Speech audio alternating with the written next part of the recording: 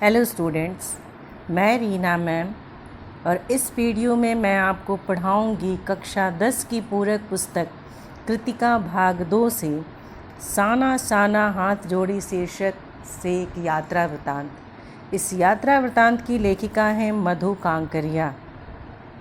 पूरक पुस्तक यानी कि सप्लीमेंट्री बुक। ये पूरक पुस्तक आपके हिंदी के क्षितिज के साथ है। इसमें आप मधु कांकरिया द्वारा रचित शीर्षक है यात्रा वृतांत का साना साना हाथ जोड़ी। साना साना का शाब्दिक अर्थ होता है छोटे छोटे।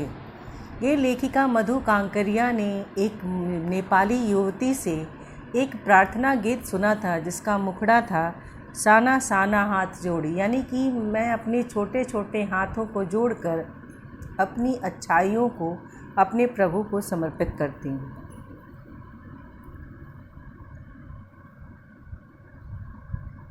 मधु कांकरिया का जन्म 23 मार्च 1957 को कोलकाता में हुआ था। इन्होंने कोलकाता विश्वविद्यालय से अर्थशास्त्र में एमए किया। इनकी प्रमुख रचनाएं हैं पत्ताखोर, जो एक उपन्यास है, वहीं सलाम आखिरी, खुले गगन के लाल सितारे, बीतते हुए, अंत में यीशु आदि कहानी संग्रह हैं। इन्होंने कई सुंदर यात्रा वृतांत भी लिखे हैं। मधु कांकरिया की रचनाओं में विचार और संवेदना की नवीनता मिलती है। यहाँ जो इनकी रचना है साना साना हाथ जोड़ी, ये एक यात्रा वृतांत है और इसमें लेखिका जो है महानगरों की भाव शून्यता, भागम भाग यानी कि दौड़ती भागती जिंदगी और यंत्रवत जीवन यानी कि जीवन का जो मशीनीकरण हो गया है कि हम मशीन की तरह चलते रहते हैं भावना शून्य होकर। इस ऊब को मधु जी को, ये ऊब जो है वो मधु जी को दूर दूर की यात्राओं की ओर ले जाने को प्रेरित करती है या यात्रा करने के लिए प्रेरित करती है। और उन्हीं यात्राओं के अनुभवों को उन्होंने अपने यात्रा वृत्तांतों में शब्दबद्ध किया है। साना साना हाथ जोड़ी में पूर्वोत्तर भारत के सिक्किम राज्य की राजधानी गंगटोक और उसके आगे हिमालय की यात्रा का वर्णन किया है। हिमालय के अनंत सौंदर्य यानी कि उस सौंदर्य का कोई अंत नहीं है, ऐसा अद्भुत और काव्यात्मक वर्णन लेखिका ने किया है कि मानो हिमालय का पल पल परिवर्तित सौंदर्य हम स्वयं अपनी आँखों से निहार रहे हों। महिला यायावरी की विशिष्टता इस यात्रा वृतांत में देखी जा सकती है। यायावरी यानी कि घुमक्कड़ी। अब तक यायावर पुरुषों को ही हम देख चुके हैं, यात्रा वृतांत माने घुमक्कड़ी वाली प्रथा, लेकिन यहाँ महिलाओं की घुमक्कड़ी की भी विशिष्टता है। लेखिका हिमालय के सौंदर्य पर मुग्ध ही नहीं होती, वहाँ के निवासियों को और उनकी मेहनत, अभाव और गरीबी को भी रेखांकित करती है।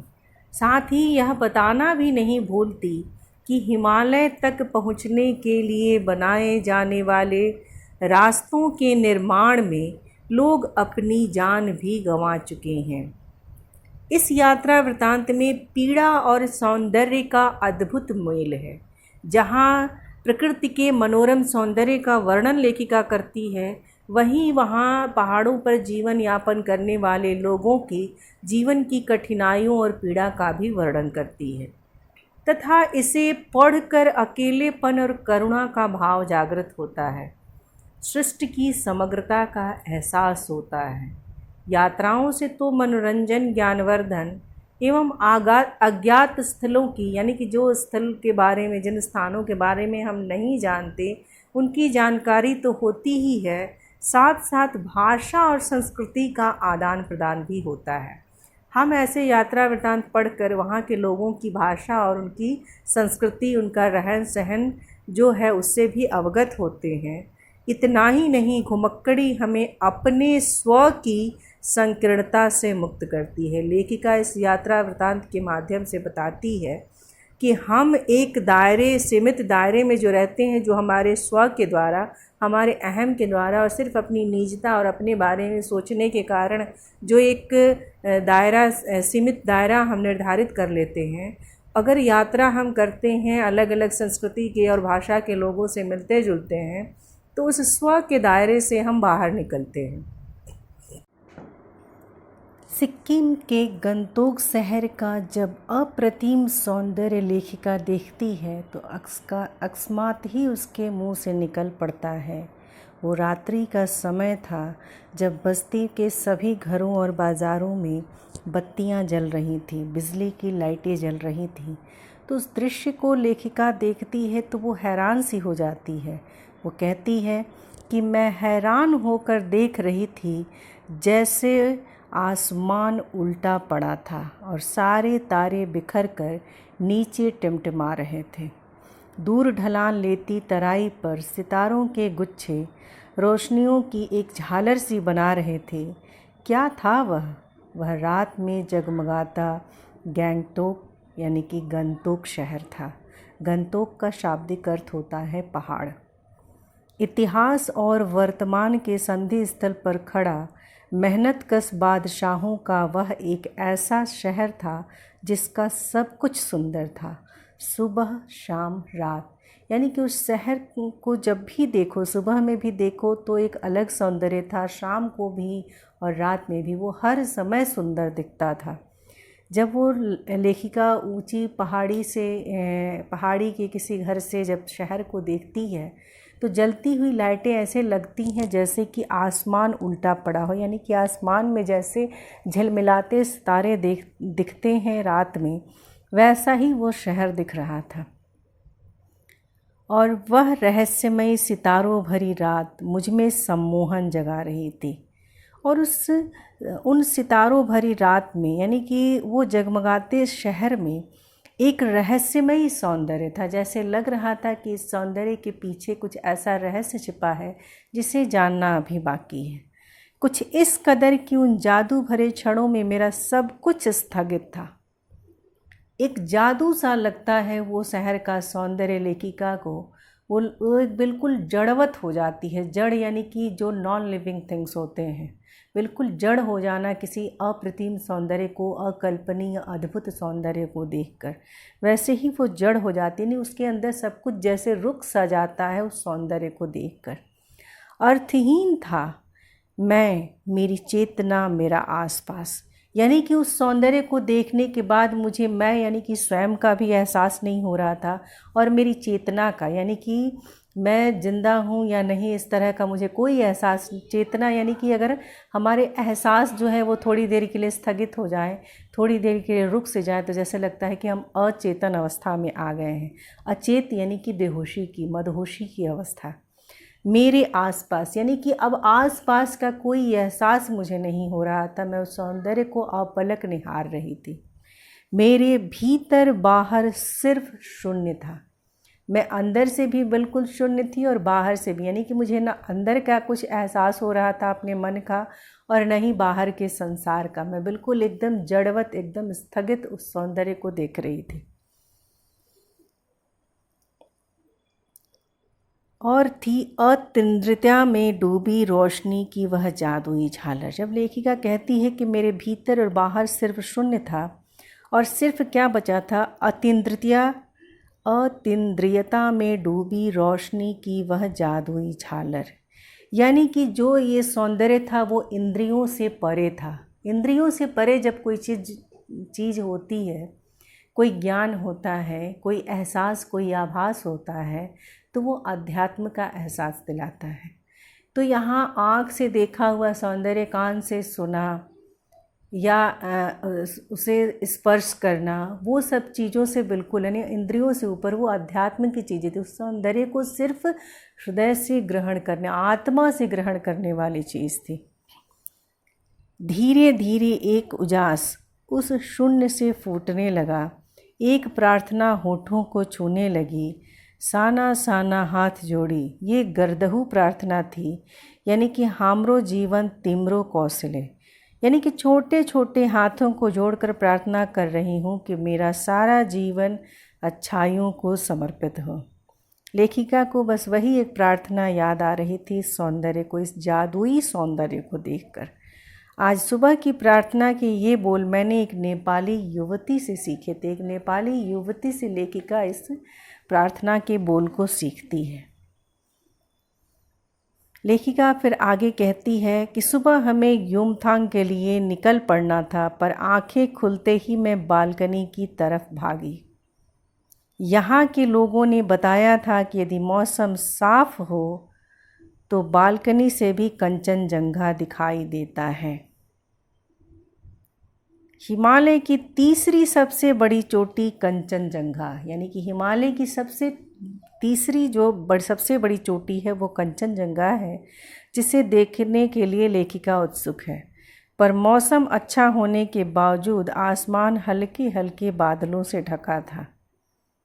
लेखिका कहती है कि मौसम अच्छा था, उसे इस बात की आशा थी कि वो कंचनजंगा की चोटी उसे दिखाई देगी, लेकिन फिर भी हल्के हल्के बादल से वो ढका था, जिसकी वजह से वो देख नहीं पाती।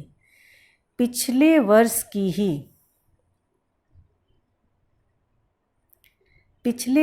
की ही तरह इस बार भी बादलों के कपाट ठाकुर जी के कपाट की तरह बंद ही रहे। जैसे ठाकुर जी के मंदिर का कपाट बंद हो जाता है तो दर्शन नहीं होते, वैसे ही लेखिका कहती है कि पिछले बार की तरह इस बार भी बादलों के कपाट जो है वो ठाकुर जी की कपाट की तरफ बंद रहे, यानी कि बादलों के कपाट यानी कि बादलों के किवाड़ से कंचनजंगा की चोटी जो है वो ढकी रही। कंचनजंगा न दिखती थी न दिखी, पर सामने ही रकम रकम के रंग बिरंगे इतने सारे फूल दिखाई पड़े कि लगा फूलों के बाग में आ गई हूँ। रकम रकम यानी कि तरह तरह के अलग अलग रंग रूप सुगंध के। तो वो रंग बिरंगे फूलों को देखती है। उसे लगता है कि चलो कंचनजंगा की चोटी नहीं दिखाई दी तो यहाँ अलग अलग तरह के सुंदर फूल दिखाई दिए। बहरहाल गैंगटॉक से 149 किलोमीटर की दूरी पर युमथांग था। युमथांग यानी घाटियाँ। सारे रास्ते हिमालय की गहनतम घाटियों और फूलों में से लदी वादियाँ मिलेंगी आपको। ड्राइवर कम गाइड जितेन नार्गे मुझे बता रहा था। जितेन नार्गे बता रहा था लेखिका को कि युमथांग जाते समय आपको फूलों से लदी हुई वादियाँ मिलेंगी। क्या वहाँ बर्फ़ मिलेगी? मैं बचकाने उत्साह से पूछने लगी। यानी कि जैसे किसी चीज़ को देखने और जानने की उत्सुकता बच्चों में रहती है, वैसे ही बचपना लेखिका के अंदर भी आ गया था। वहाँ के अप्रतिम सौंदर्य को देखने के बाद उसकी उत्सुकता लगातार बढ़ती जा रही थी कि इससे भी सुंदर कुछ देखने को मिलेगा। तो पूछती है कि क्या वहाँ बर्फ़ भी मिलेगी? ड्राइवर कहता है चलिए। तो जगह जगह गदराए पाइन और धूपी के खूबसूरत नुकीले पेड़ों का जायजा लेते हुए हम पहाड़ी रास्तों पर आगे बढ़ने लगी कि एक जगह दिखाई दी एक कतार में लगी सफ़ेद सफ़ेद बौद्ध पताकाएँ। पाइन यानी कि चीड़ के पेड़, जिसे हम एक्समस ट्री भी कहते हैं। वो चीड़ के पेड़ बर्फीली जगहों पे होते हैं, पहाड़ियों पे, जिन्हें इससे इमारती लकड़ियाँ बनती हैं। तो बौद्ध धर्म में पताकाओं का बहुत महत्व है। शांति के रूप में और अहिंसा के प्रतीक रूप में सफ़ेद सफ़ेद पताकाएँ यानी कि ध्वज झंडे लगाए जाते हैं। तो कह रही है लेखिका कि सफ़ेद सफ़ेद बौद्ध पताकाएँ किसी ध्वज की तरह लहराती, शांति और अहिंसा की प्रतीक ये पताकाएँ जिन पर मंत्र लिखे हुए थे। नार्गे ने बताया यहाँ बुद्ध की बड़ी मान्यता है। जब भी किसी बुद्धिस्ट की मृत्यु होती है, उसकी आत्मा की शांति के लिए शहर से दूर किसी भी पवित्र स्थान पर 108 श्वेत यानी कि सफ़ेद पताकाएँ फहरा दी जाती हैं। नहीं, इन्हें उतारा नहीं जाता। लेखिका के शायद पूछने पर वो ऐसा जवाब देता है कि इन्हें उतारा नहीं जाता, ये धीरे धीरे अपने आप ही नष्ट हो जाती हैं। कई बार किसी नए कार्य की शुरुआत में भी ये पताकाएँ लगा दी जाती हैं, पर वे रंगीन होती हैं। शांति और अहिंसा के प्रतीक रूप में या किसी बौद्ध भिक्षु के मरने पर श्वेत पताकाएँ 108 की संख्या में लगाई जाती हैं। ये ऐसे भी किसी शुभ कार्य के लिए भी लगाई जाती हैं, लेकिन वो रंगीन होती हैं। नार्गे जो लेखिका का गाइड है वो बोलता जा रहा था और मेरी नज़र उसकी जीप में लगी दलाई लामा की तस्वीर पर टिकी हुई थी। कई दुकानों पर भी मैंने दलाई लामा की ऐसी ही तस्वीर देखी थी।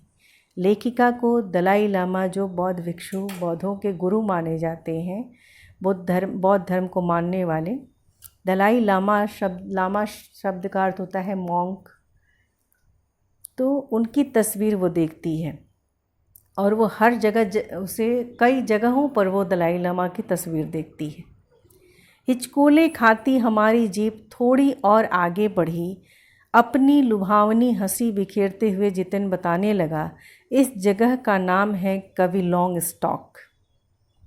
हिचकोले खाती यानी कि पहाड़ के रास्ते जो हैं वो उबड़ खाबड़ रास्ते हैं, उस पर जीप जब चलती है तो वो झूले की तरह झूलती है, या फिर जैसे नाव जो है वो लहरों पे हिचकोले खाती है, वैसे ही जीप की भी स्थिति थी।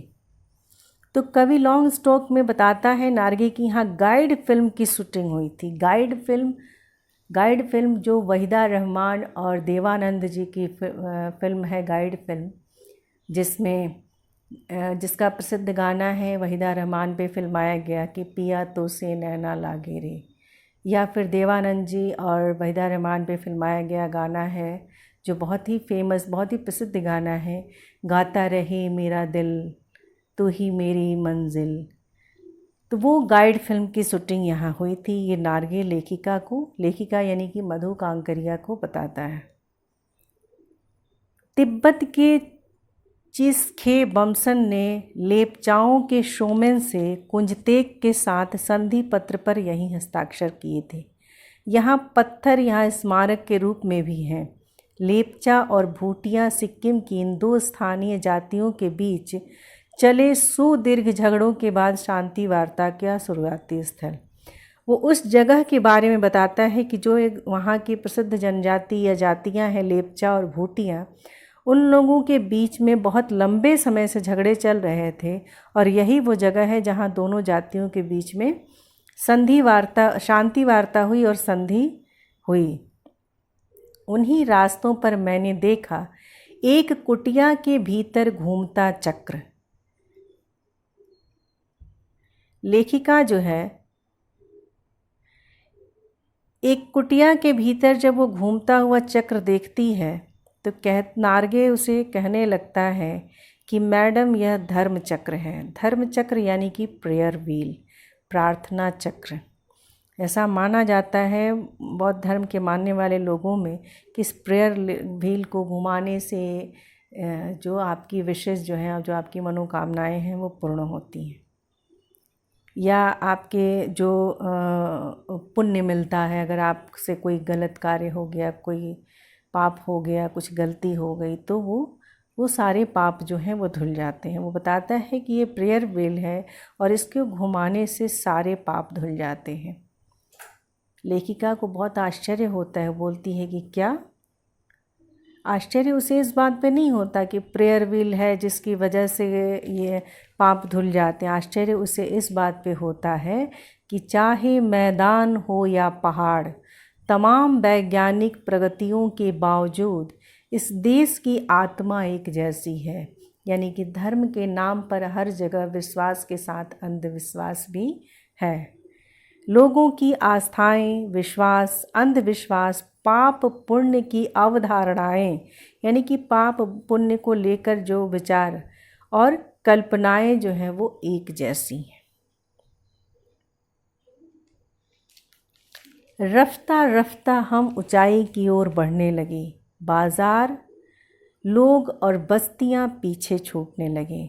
जब हम किसी वाहन से जब हम कोई यात्रा करते हैं, कोई सफ़र करते हैं, तो जैसे जैसे वो आगे बढ़ता है, चाहे वो ट्रेन हो, कोई 4 व्हीलर हो या 2 व्हीलर ही हो, तो जैसे जैसे हम आगे बढ़ते हैं पीछे चीज़ें जो हैं वो जैसे लगता है कि पीछे छूटती जाती हैं।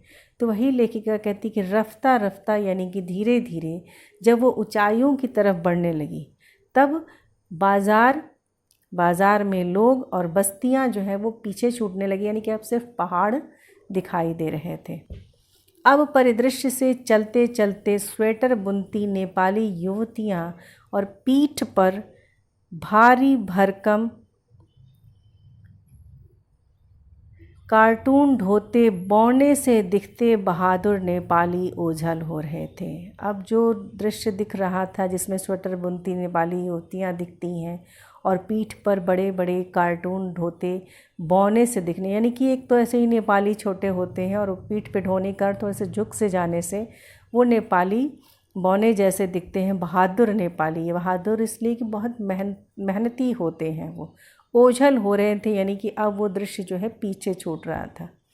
अब नीचे देखने पर घाटियों में ताश के घरों की तरह पेड़ पौधों के बीच छोटे छोटे घर दिखाई दे रहे थे।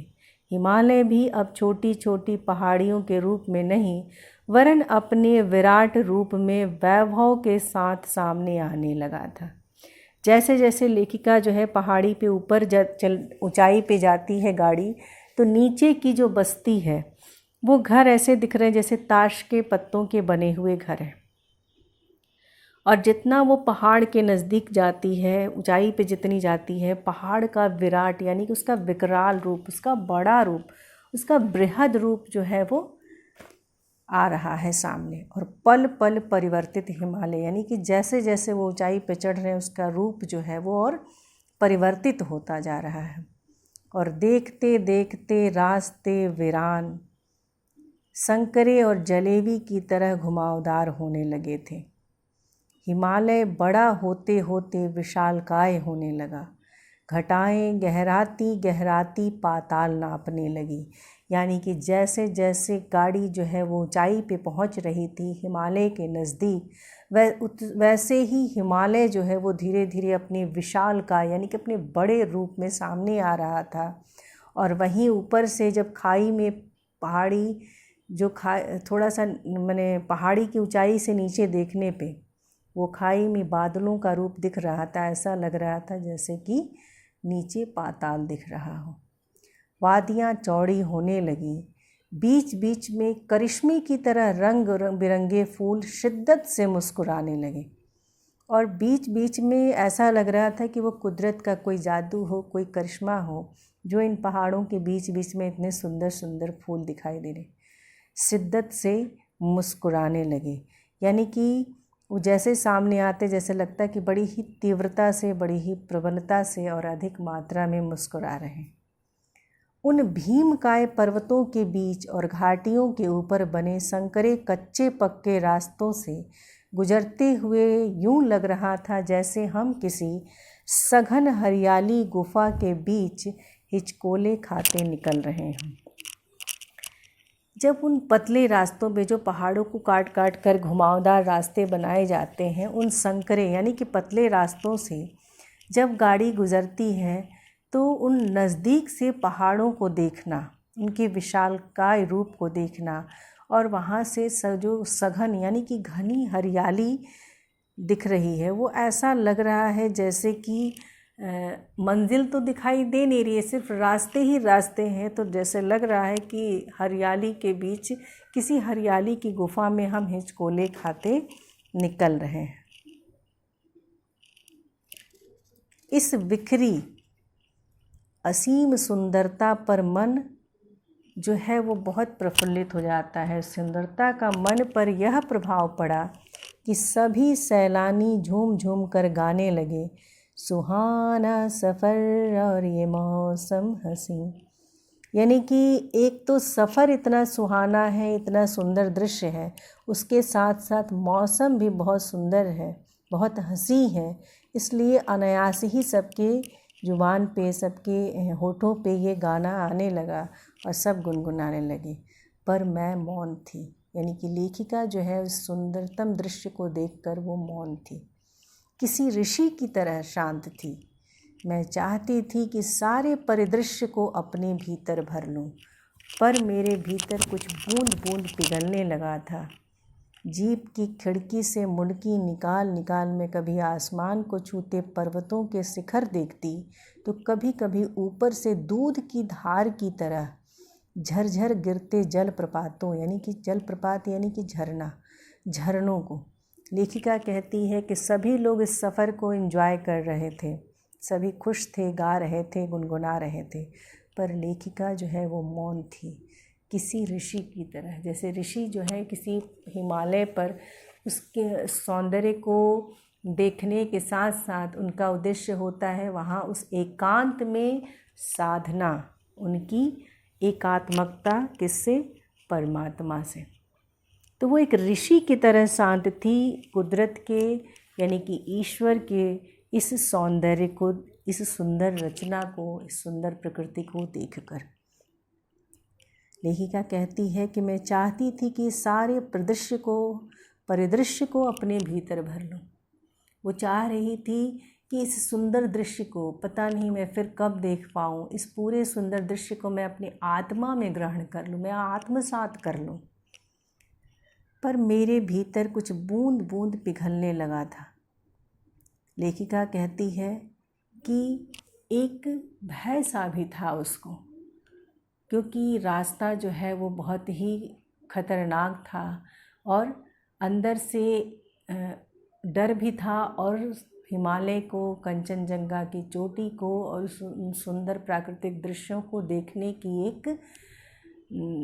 एक लालसा भी थी। और बूंद बूंद पिघलने से अभिप्राय है कि लेखिका जो है वो ईश्वर की इस रचना पर इस तरह से मुग्ध थी कि अब भौतिक जीवन जो है उसे निरर्थक सा लग रहा था।